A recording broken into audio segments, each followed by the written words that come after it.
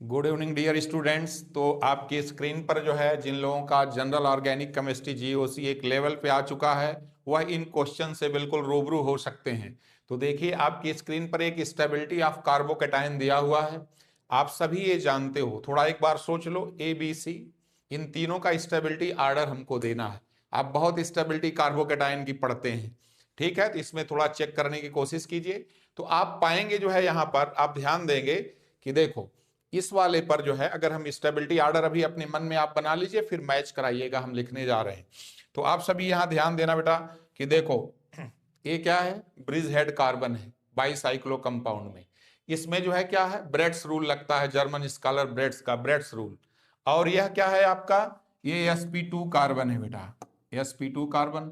और यह sp3 carbon, sorry sp carbon है, ठीक। और ये sp2 कार्बन है। अब इसमें हम लोगों को यह चेक करना है कि स्टेबिलिटी आर्डर क्या मिलेगा, क्या हो सकता है इसका स्टेबिलिटी आर्डर, सोचिए। तो आप पाएंगे जो है कि इसके बारे में आपने सुना होगा कि बाईसाइक्लो कंपाउंड के केस में ब्रिज हेड कार्बन क्या है, कभी भी यह जो है sp2 हाइब्रिडाइज्ड नहीं हो सकता। यह पॉजिटिव चार्ज होने से यहाँ sp2 हो जा रहा है, ये sp2 हाइब्रिडाइज्ड, ये बिल्कुल एग्जिस्ट ही नहीं करेगा, इसकी स्टेबिलिटी सबसे कम हो जाएगी बेटा, सबसे कम, ये एग्जिस्ट ही नहीं करेगा।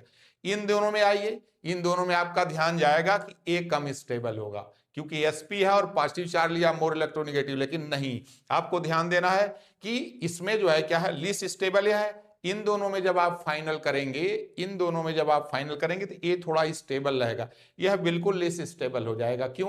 क्योंकि इसमें जो पॉजिटिव चार्ज है ना, पॉजिटिव चार्ज वो बेटा sp2 में लाई कर रहा है। और एक कॉन्सेप्ट याद रखेंगे कि पॉजिटिव चार्ज जो है हमेशा प्योर p में रहे तो अच्छा है, और नेगेटिव चार्ज हमेशा हाइब्रिड ऑर्बिटल में रहेगा तो अच्छा रहेगा, तो स्टेबिलिटी आर्डर बनेगा। यहाँ पे पॉजिटिव चार्ज जो है sp2 में चला जा रहा, इसमें स्टेबिलिटी का आर्डर आपका ये बन जाएगा। सबसे ज्यादा स्टेबल जो आपका हो जाएगा वो क्या हो जाएगा, C।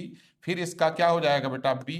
और ए तो बिल्कुल एग्जिस्ट ही नहीं करेगा, तो इस तरह का आर्डर आपका इसमें आएगा। आप ध्यान रखेंगे तीनों ही अनस्टेबल हैं, लेकिन इसमें भी अगर रिलेटिव स्टेबिलिटी पूछी जाए तो कुछ इस तरह का सीक्वेंस मिलता है, क्योंकि इस पे ब्रेड्स रूल के कारण ये एग्जिस्ट ही नहीं करेगा।